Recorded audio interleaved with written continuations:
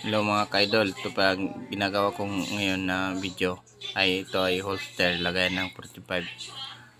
Itong pagkatahi ko ngayon depende sa mananahi, kanya-kanya kasi ang diskarte sa pagtahi ng ganito. Yung itong pagka-diskarte ko idol, tinutupi ko talaga ang mga dulo para yung mga sobrang strap sa dulo niya hindi lalabas, para malinis tignan. Tapos sinusunog ko din ng kabilaan niya.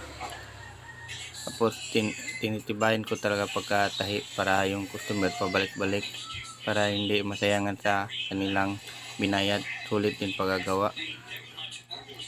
Tapos yung kung sino man yung gusto mag-order, pwede lang kayo mag-chat sa account na to mga kaidol.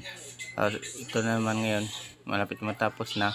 Subukan ko yung 45 na plastic kung yan ginagawa kong pattern. Yan na mga kaidol, maraming